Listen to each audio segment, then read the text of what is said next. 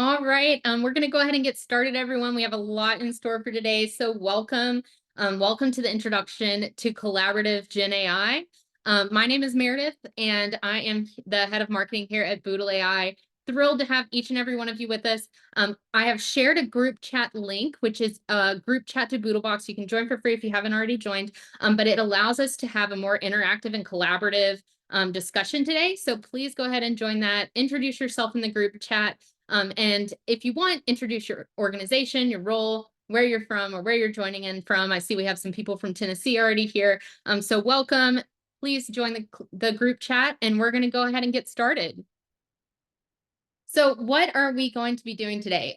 We are going to be talking about generative AI. We're going to talk about what it is, why it matters, how it works. We're going to go through a 6-step process that we like to call the Boodle way, partly because we love a good acronym, but also because we're Boodle, to get the most out of generative AI. And then we're going to give you some resources at the end to help you learn more as we go along. So just a little reminder, for the group chat, as you get involved, you're going to want to hit a / before you type anything that you want to be a human-to-human interaction. But if you would like to engage the AI, just go ahead and type as per usual. If you do type anything that you are not wanting to continue, please go ahead. There's a three little dots at the top of each of the chat and response.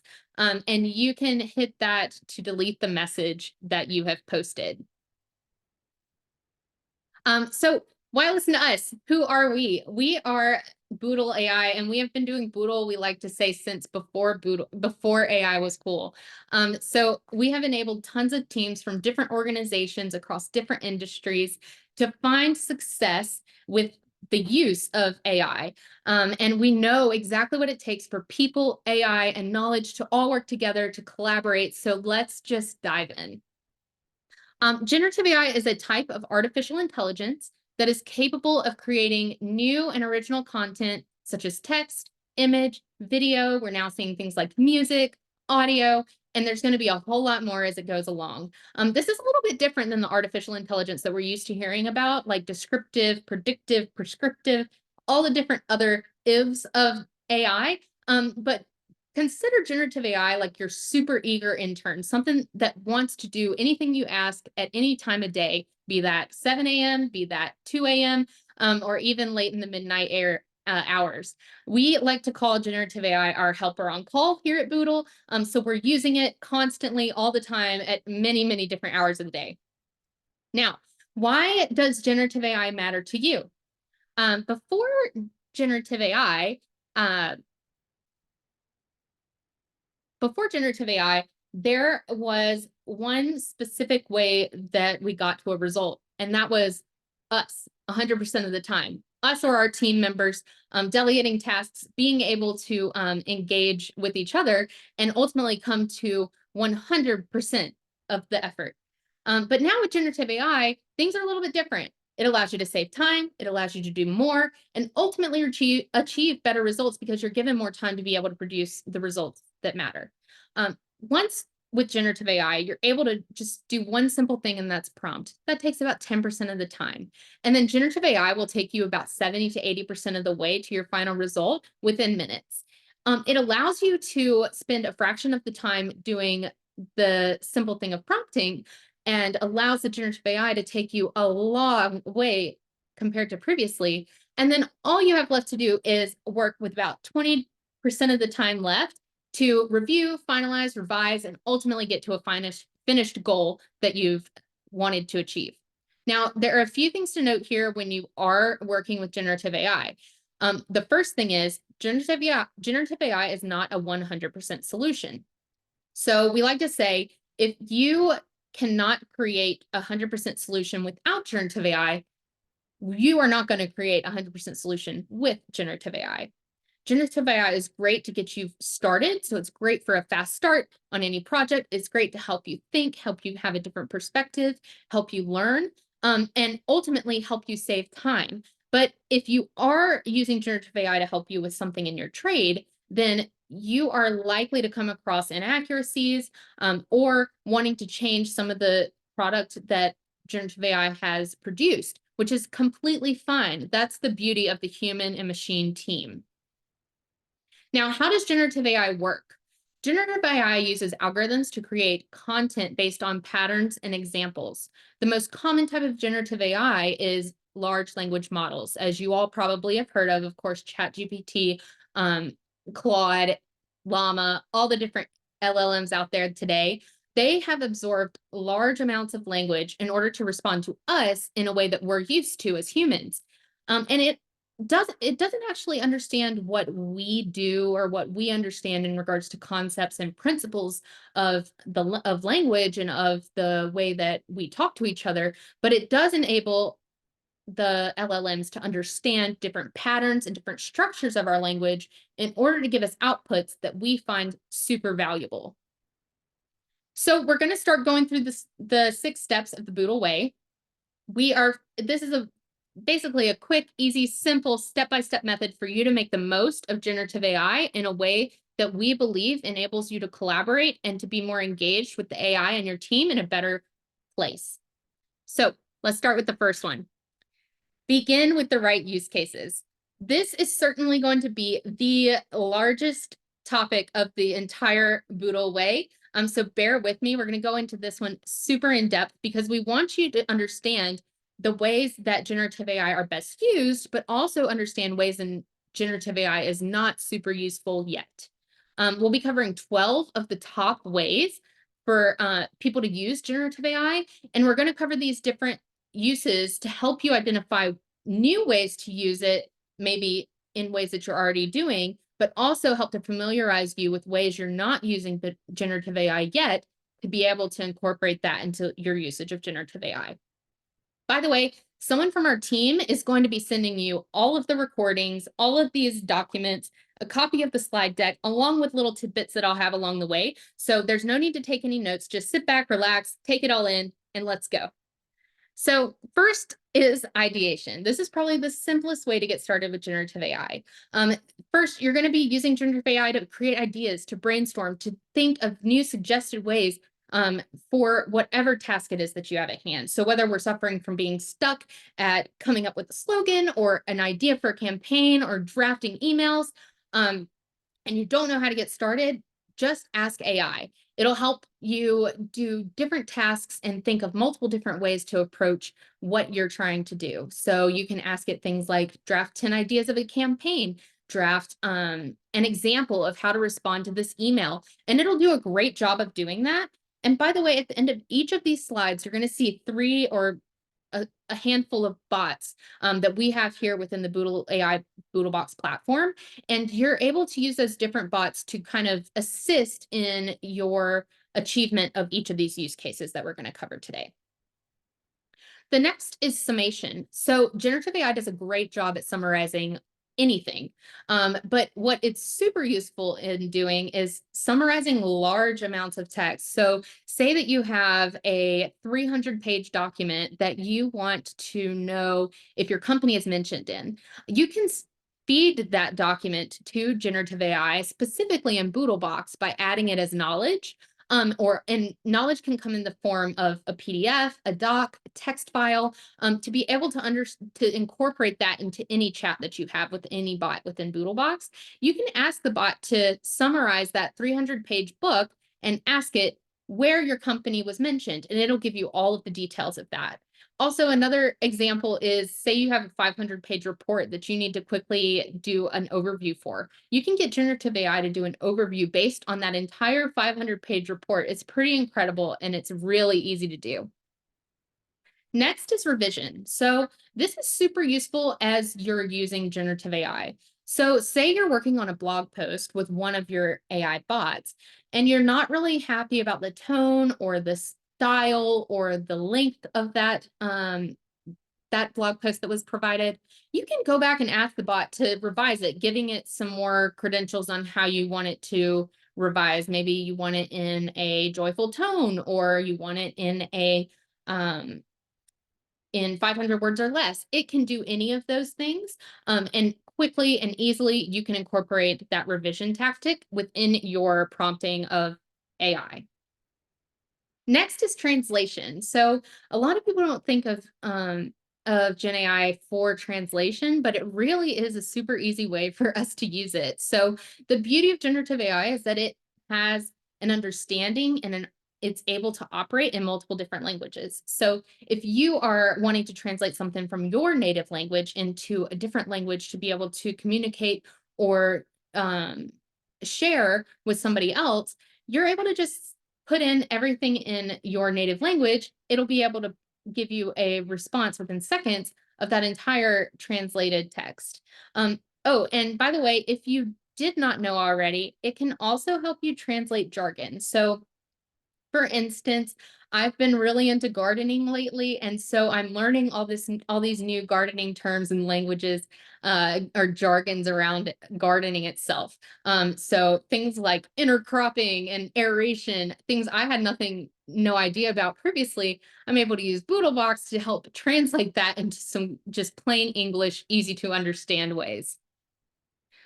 Next is research. So research is a little bit funny. It's kind of a double-edged sword. So we have a couple of different ways to research. First is there are general models within Boodlebox and also outside. Of course, you've heard of ChatGPT, Claude, Llama, and others.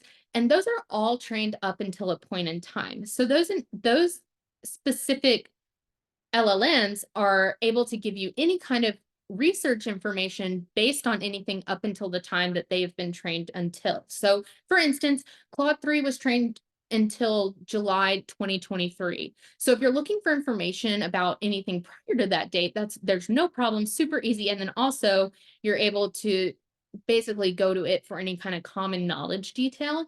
But if you're looking for information about things that happened recently, like say how much rain did we get in Atlanta, Georgia yesterday, it will provide you with either inaccurate information or it will tell you that it cannot answer your question. So in those instances, when you want more real relevant data, you're going to need to speak with a web bot. We have different web bots within our platform. We have Perplexity, Google, Bing, and those are ones that you could go to ask those kinds of questions to get actual results. Now, when researching, you always want to fact check and ensure the accuracy of the responses that you are given before you take it as fact and run with it. Bots have been known to hallucinate. Bots have been known to give inaccurate detail. And it's important that we have our sense of mind and revision and reviewing of everything that has been delivered to us through generative AI to ensure there are no inaccuracies. The next is recommendation. I use recommendation a lot for restaurants, for different ways to have activities for my kids. And you can get recommendations as well based on specific preferences that you have.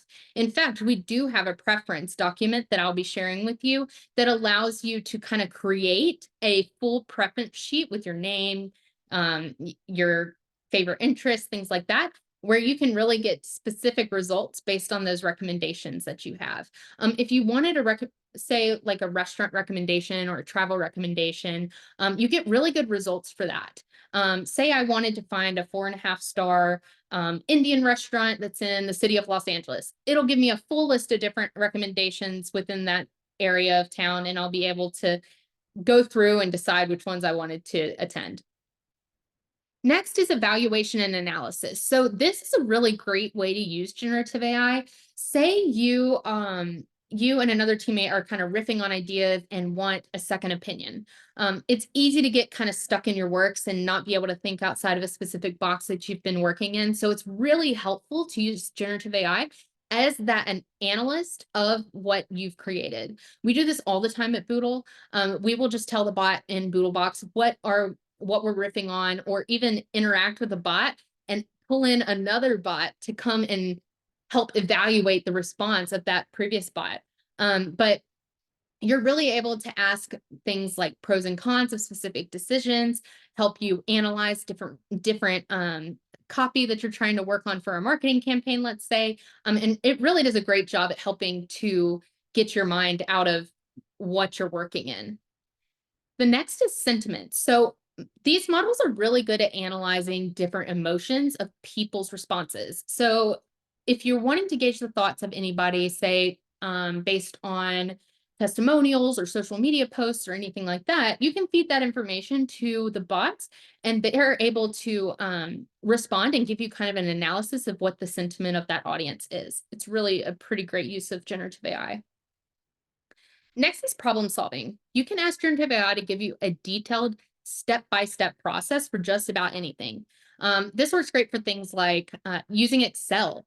Excel is probably one of the most complicated things, knowing all the different types of equations that you could possibly use. It does a great job at telling you how to use Excel and set up the best equations. Also, setting up specific preferences for apps or devices, using devices.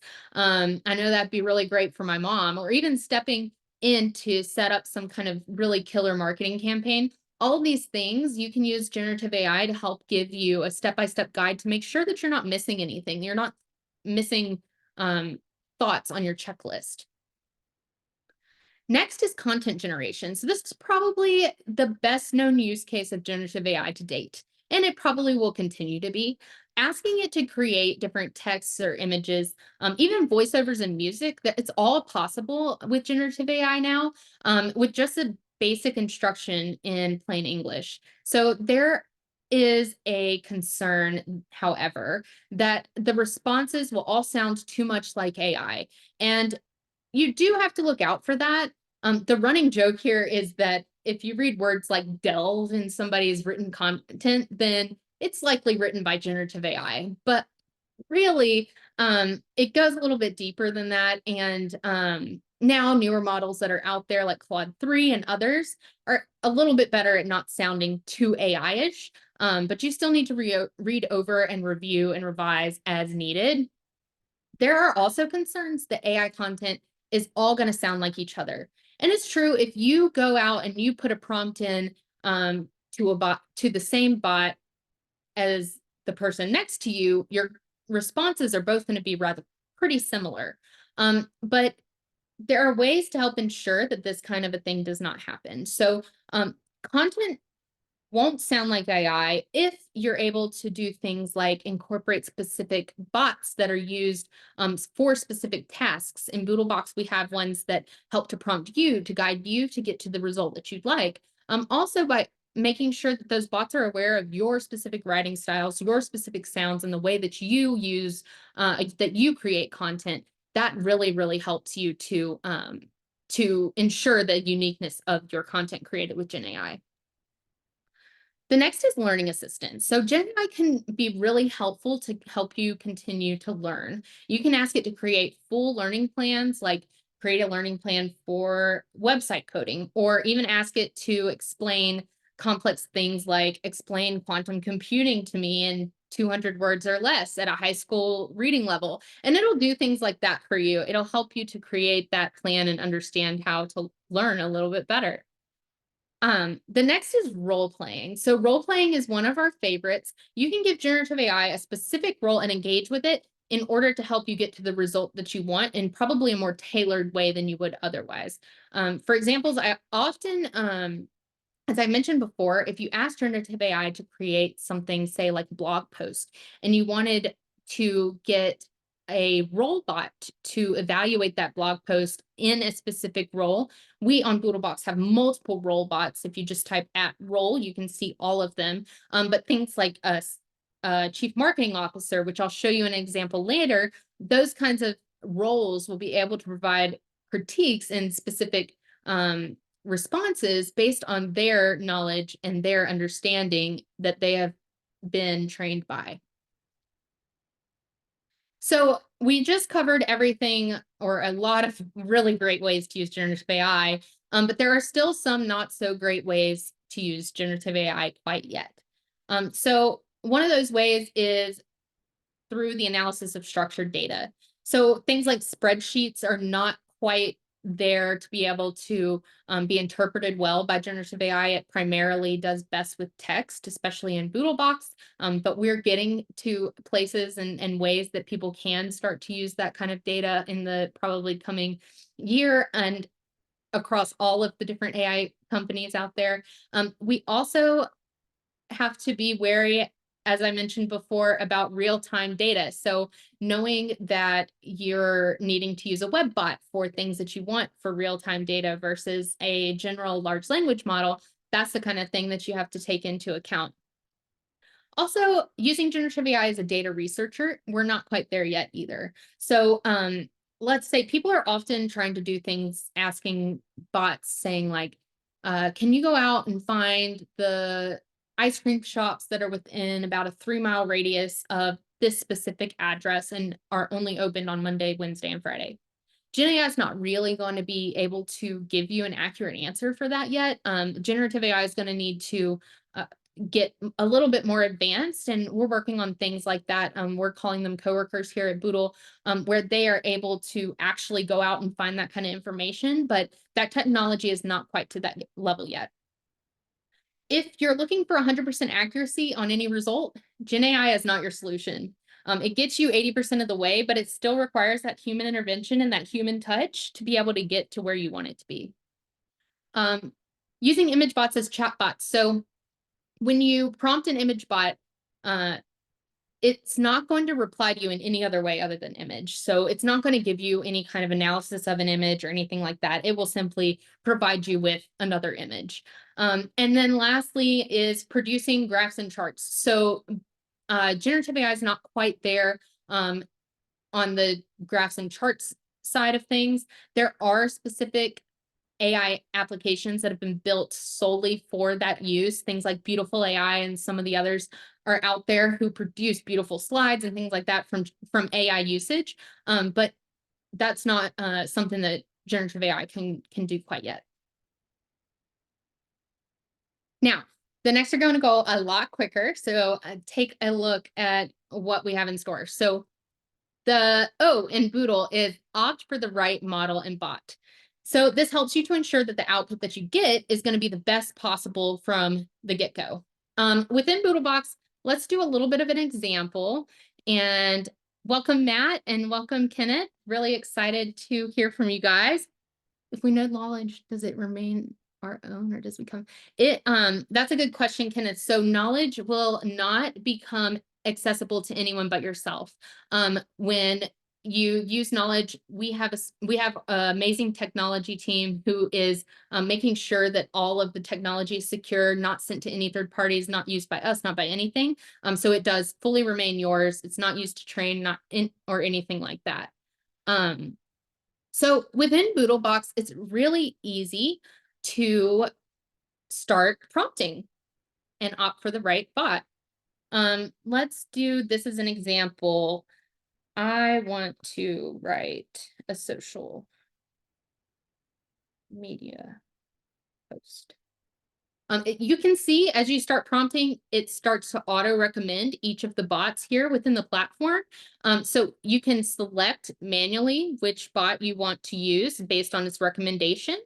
You can also go over here, click on this. If you wanted to search every single bot that we possibly have on the system, you can look this way.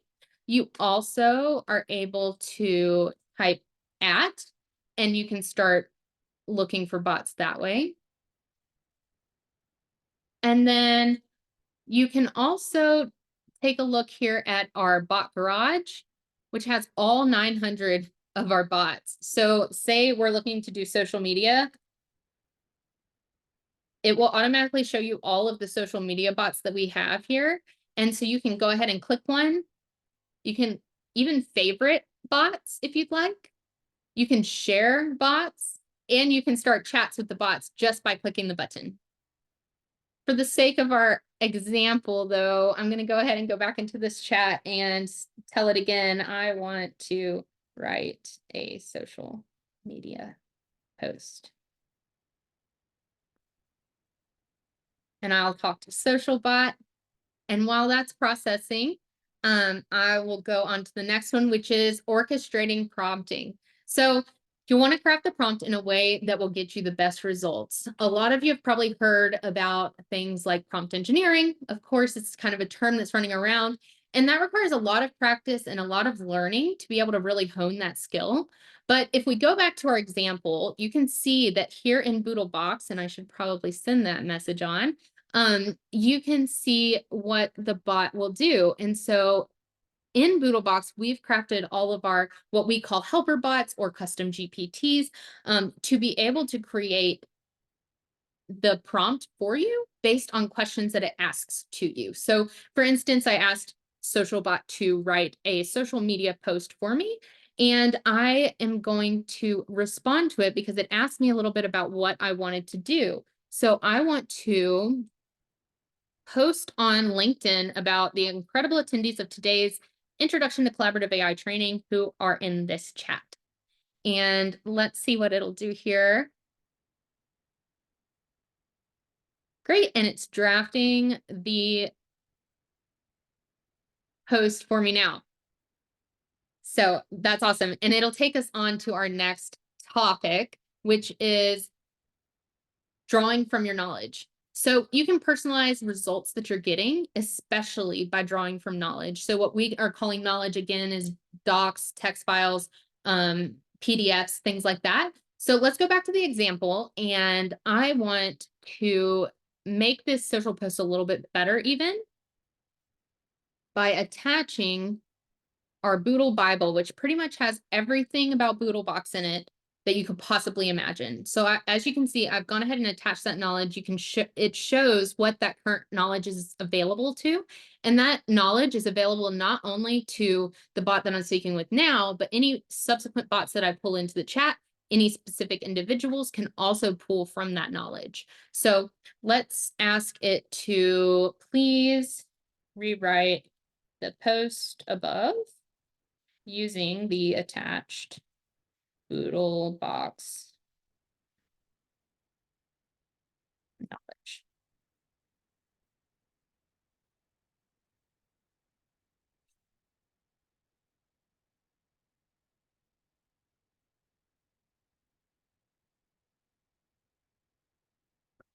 Can you paste the GPT instructions in as knowledge? You certainly can paste instructions into a bot to let it know. We do have some ways that you can do that. I'll be happy to get back with you to make sure that I give you a full detailed instruction, Matthew. In fact, I can add it into the group chat here after this event.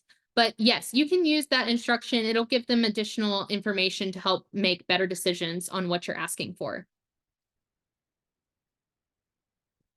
And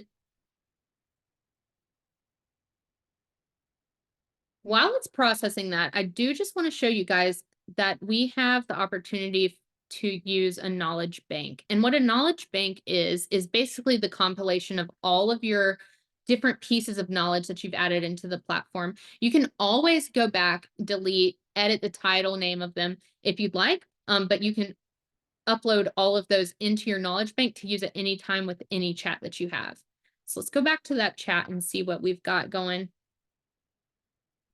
Great. So it's gone ahead and revised based on what it has learned from the knowledge that I gave it about Boodlebox, how we are exploring ways to revolutionize industries with AI. And that is 100% true. So we're also going to send you a template that we have here at Boodle, like I mentioned, about preferences that you can use to instruct bots on different ways for it to know you personally and actually help you with your specific needs.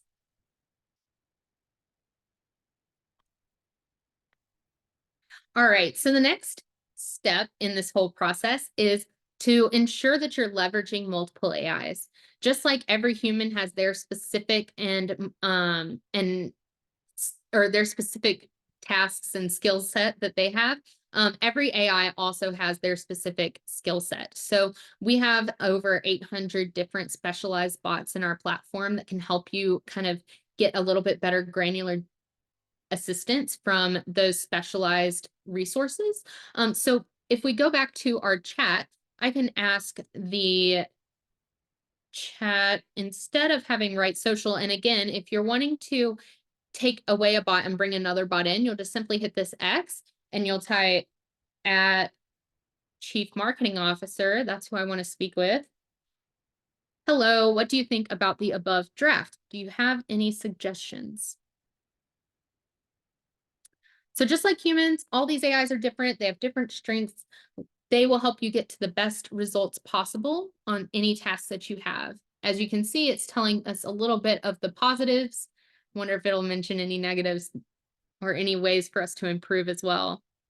The last part of the Boodle way is engaging human collaboration, which is all just super easy to do in Boodlebox, especially with a group chat.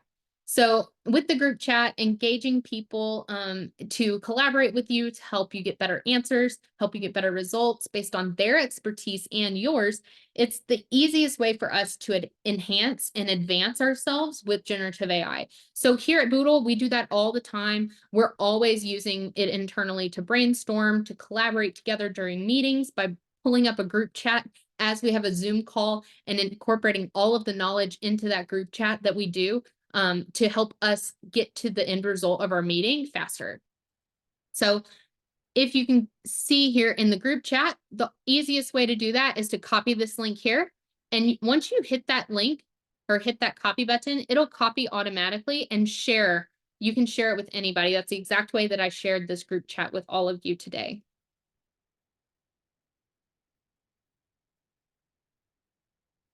All right, so we went through all 6 steps of the Boodle way. But what do you do if you don't get the results that you want? We have, of course, we've all come into that situation where we're not getting the results that we prefer to get. So the first thing is, let's say a bot stalled out or it's not responding or it's not giving you the answer that you want. Simply refresh your browser and likely it'll be able to ensure that it's pulling in all of the information that it had previously. You can also try a different prompt. If you're if you're getting more results that you're not super keen on, try a different prompt and a different wording, or try to give it more instruction to help the bot kind of overcome that challenge that you're facing. The next is try a different bot. So again, in Boodlebox, we have multiple different bots and you can bring multiple bots into the same chat. So being able to incorporate those bots to work together really is a powerful solution to coming to the result that you need. And also, say you used a bot and you weren't super keen on the way that it instructed and you didn't want that information that it came out with to be in the context of the subsequent bot, you can always go to the 3 dots here as you see and hit that delete message and it'll disappear and completely be erased from the context of the chat. Next, you can phone a friend. That's the best use case of group chat for us. If we're working through something with a bot and we're not getting to the results that we need, we oftentimes are bringing in our other colleagues to be able to get to the results in faster time, because some of our colleagues have an even greater understanding and have had even more experience using generative AI. And so being able to do that, asking them to come into the chat with us and kind of help us collaborate, that's the best use case of the group chat for us. Next, email Boodle success. So if you have any problems or need any help with Boodlebox, you're not getting the results that you want, but you need just a helping hand, raise a hand to us, email Boodle success at success@boodle.ai, and we'll be happy to help you get through any of the problems that you have. And lastly, provide feedback. So we love to receive feedback. If you go into your chat, you can always flag to leave feedback. You can also click the question mark for resources and click this button here, feedback, to be able to give us some more feedback on the platform and on your use specifically to help us enhance the product for you. Next is, what do we do next? So first, I would encourage each and every one of you to try adding knowledge. It certainly has enlivened the way that I use generative AI now. And it really helps you to streamline your processes with use of generative AI. It gives them a little bit of extra leg up on the things that you're trying to accomplish.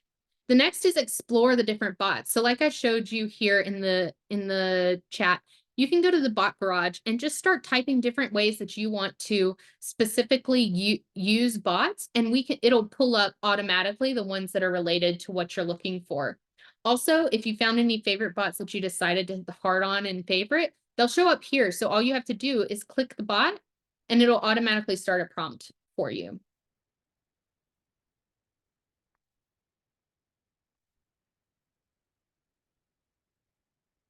Lastly is, or second to last, is share what you've learned. So the best way to share what you've learned is to share a bot that you find valuable. So if you go over to the bot garage, you click on a bot, let's say ChatGPT, and you wanted to share it, you just hit the share button, copy the URL and share it, or you can copy the URL up here and share it with somebody else. And that's how they'd be able to start a chat with the bot that you found useful within Boodlebox.